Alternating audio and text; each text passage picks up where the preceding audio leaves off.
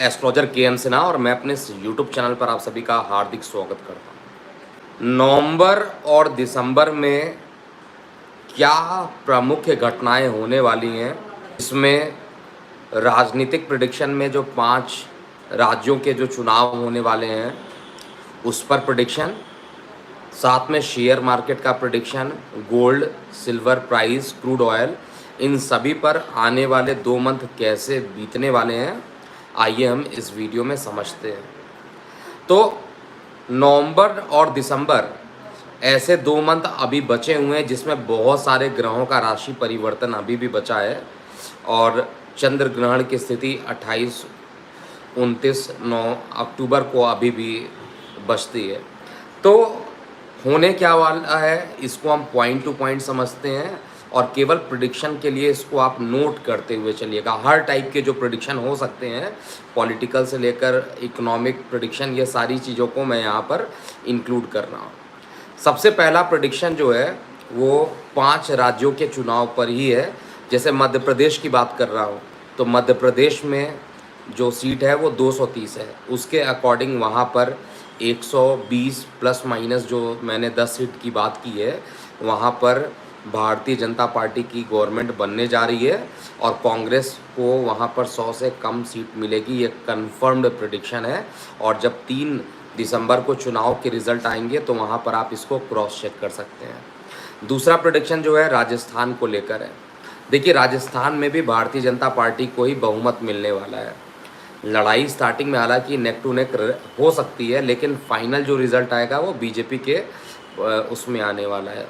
तो बीजेपी की सरकार वहाँ पर बनेगी और बीजेपी की जो सीट होगी, ऑलरेडी मैंने कल के वीडियो में अपडेट किया हुआ था, लेकिन इन दोनों ही जगह पर, चाहे मध्य प्रदेश की बात करें चाहे राजस्थान की बात करें, इन दोनों ही जगह पर भारतीय जनता पार्टी की सरकार बनेगी।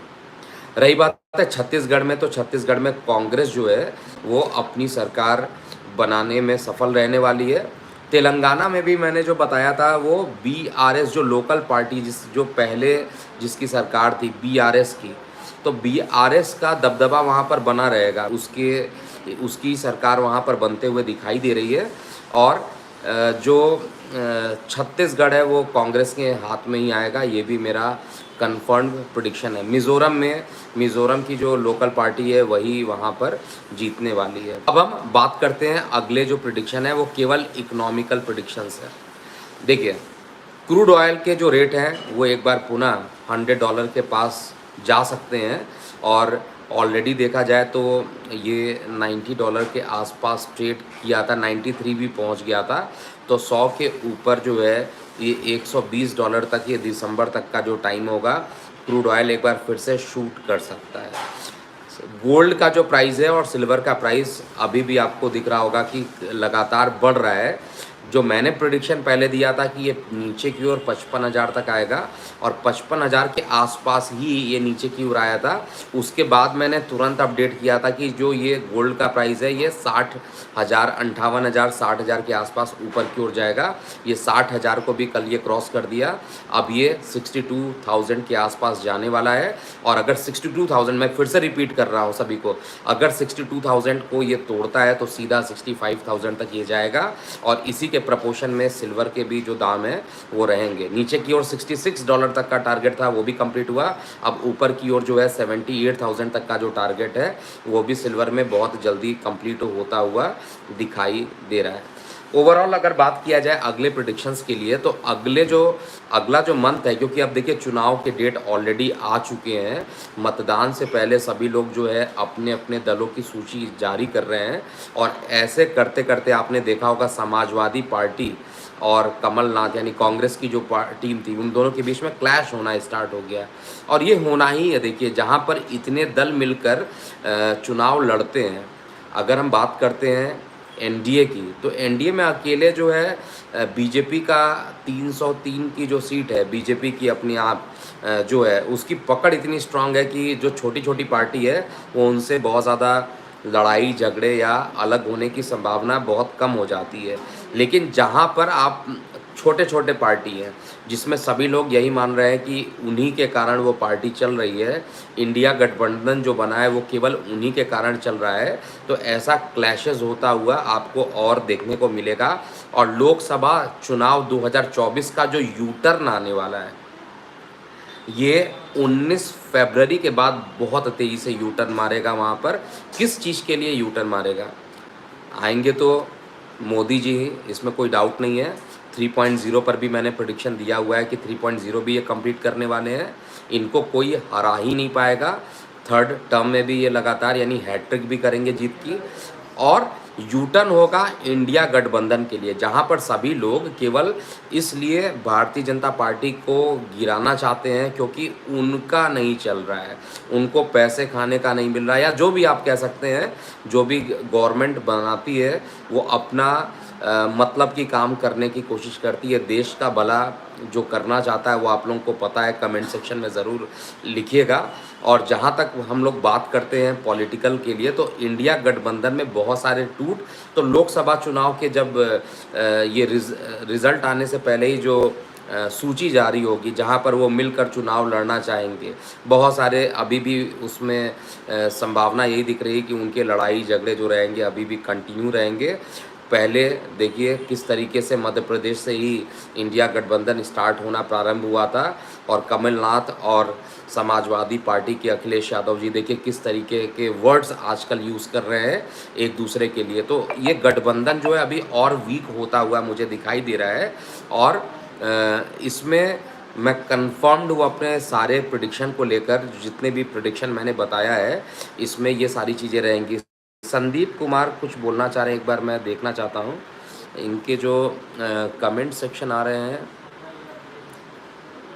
महामारी फिर से आएगी, कुछ ऐसा बता रहे हैं। ठीक है कि ये जो कोविड की जो महामारी है वो फिर से आने वाली है या नहीं आने वाली है। तो देखिए अभी क्या है, शनि देव की दृष्टि बृहस्पति पर पड़ रही है। वक्री दृष्टि जब तक बृहस्पति पर पड़ रही, राहु जब आ गए थे तो उस समय महामारी कम हो गई, जबकि प्रेडिक्शन दिया गया था शायद बढ़ेगी। वो बाद में जब चेक किया गया तो पता चला राहु जहाँ पर बैठा था, जिस नक्षत्र में बैठा था, वहाँ पर थोड़ी सी परेशानी जो थी बृहस्पति को उतनी ज़्यादा नहीं हुई। राहु और जो शनि की युति बन रही थी बृहस्पति को बहुत ज़्यादा परेशान नहीं कर पाई, इसलिए महामारी नहीं हुई। अभी 30 अक्टूबर, इसको भी आप नोट कीजिएगा क्योंकि नवंबर दिसंबर में बहुत सारे चेंजिंग होने वाले हैं। राहु केतु का भी राशि परिवर्तन होगा और बहुत सारे ग्रहों का राशि परिवर्तन होगा।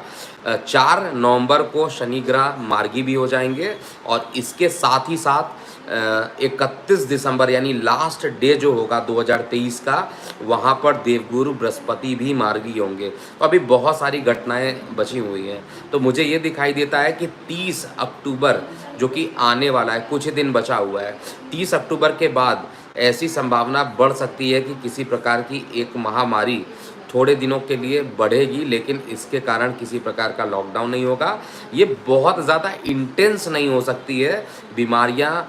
अभी भी देखिए तो बहुत सारी और भी बीमारियां साथ में आ रही हैं, जैसे डेंगू हुआ, और साथ में जो वायरल फीवर बहुत लोगों को हो रहा है और डेथ हो रही है लोगों की।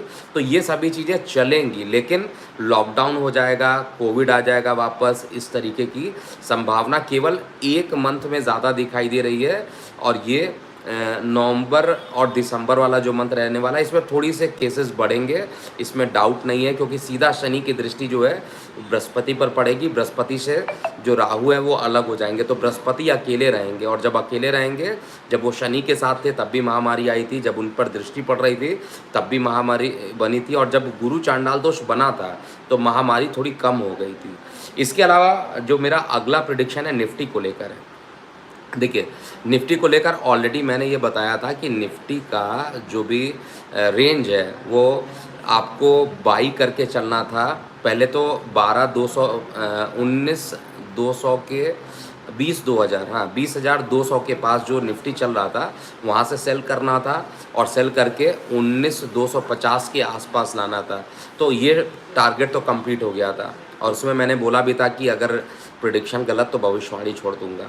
तो ये प्रेडिक्शन तो लगभग आप देखिए सत्य हुआ है। नीचे की ओर 350 तक तो ये आ गया था। लगभग भी चलता है तो भी प्रेडिक्शन सही माना जाता है। बहुत ज़्यादा गैप हो जाए तो प्रेडिक्शन गलत होता है। फिर कहा गया था कि आप वहीं से बाई कीजिए, 19,000 का स्ट्रिक्ट स्टॉप लॉस लगाइए और उसके बाद 21,000 तक के टारगेट के लिए रेडी हो जाइए। तो अगर लॉस होता है तो वो केवल 250 पॉइंट का लॉस होता है और 250 पॉइंट का लॉस बहुत ज़्यादा नहीं है। अगर आपने देखा लगभग 1,000 पॉइंट का अगर आपको प्रॉफिट मिल रहा है, 250 पॉइंट का लॉस हो रहा है, तो इसमें कोई बहुत ज़्यादा घबराने वाली बात नहीं है। लेकिन एक चीज़ तो कन्फर्म है कि मार्केट जो है अभी नीचे केवल जो हमास और साथ में मतलब फ़िलिस्तीन और इज़राइल का जो वार चल रहा है उसके कारण मार्केट थोड़ा सा कॉशियस मोड पर है। इसीलिए मैं बार बार अपने सभी व्यूवर्स को बताऊंगा जो कि शेयर मार्केट में इन्वॉल्व हैं, ऐसे लोग निश्चित रूप से 19,200 तक आप बाई कीजिए और 19,000 का स्ट्रिक्ट स्टॉप लॉस लगाइए और उसके बाद आप ऊपर 21,000 लेवल तक के लिए बाई करके छोड़ दीजिए। प्रॉफिट आएगा और अगर नुकसान भी होता है तो वो 200 पॉइंट का जिसको आप आराम से बाद में कवर भी कर सकते हैं। लेकिन इस प्रेडिक्शन को जब तक मैं आगे नहीं दूंगा, आप बाकी किसी प्रकार का बाई या शॉर्ट उस तरीके से मत कीजिएगा। अगर आप करते हैं तो आपके रिस्क पर ही होगा। मैंने स्ट्रिक्ट स्टॉप लॉस भी बताया हुआ है, 19,000 के आसपास तक का लेवल है। ये जो मेटल्स में जो तेज़ी आ रही है और जो जैसे गोल्ड के प्राइस, सिल्वर के प्राइस ये जो बढ़ रहे हैं, ये भी इसराइल फ़िलिस्तीन युद्ध के कारण है। और मेरा अंतिम प्रेडिक्शन है नवंबर और दिसंबर के लिए जो फ़िलिस्तीन और इसराइल का जो युद्ध है, लगभग 1 महीने का मैंने डेट दिया था और अभी 14 दिन के आसपास ये युद्ध चल रहा है।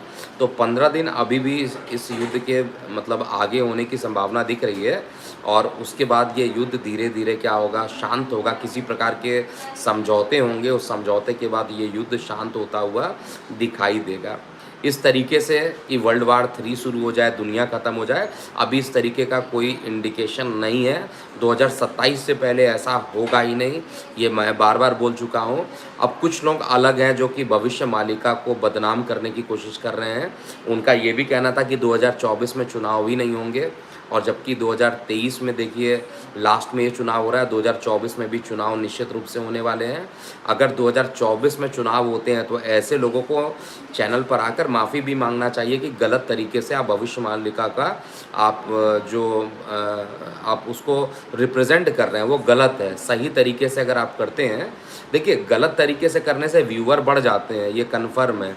आपके पास पैसे तो आ जाएंगे लेकिन निश्चित रूप से जो आपका आत्मसम्मान है, जो आपका अंदर से जो मन होगा, वो संतुष्ट नहीं हो सकता है। एक सच्चा एस्ट्रोलॉजर जो होता है उसकी प्रेडिक्शन गलत होती है तो उसमें भी उसकी गलतियों को निकाल कर सॉल्व करना और उसको आगे से रिपीट नहीं करना उसका फ़र्ज़ बनता है ये सच्चे एस्ट्रोलॉजर्स की। और नहीं तो आज कलयुग चल रहा है, बहुत टाइप के लोग हैं, सभी के बारे में अपना अलग अलग व्यू है। लेकिन मैं यही मानता हूँ कि अगर कोई प्रेडिक्शन गलत भी होता है तो उस पर रिसर्च करने की ज़रूरत होती है और जब तक वो सही ना हो जाए, झूठ के 10 वीडियो डेली पोस्ट करके और लोगों को डरा कर वीडियोस को बढ़ा दिया जाए, ऐसे करने से बचना चाहिए। ठीक है, बाकी आप अपनी जो प्रतिक्रियाएं हैं वो कमेंट सेक्शन में लिखिएगा और ये 10 के 10 भविष्यवाणी नोट कर लीजिएगा। बहुत जल्दी 2024 के राशिफल आने वाले हैं हमारे इस चैनल पर। जिन लोगों ने सब्सक्राइब नहीं किया है वो इस चैनल को सब्सक्राइब कर लीजिए ताकि 2024 का जो पूरे 1 साल का प्रेडिक्शन है वो प्रत्येक लगन वाइज आप तक यहाँ पर सबसे पहले मिल जाए। नोटिफिकेशन को ऑन कर लीजिएगा। ओम नमः शिवाय।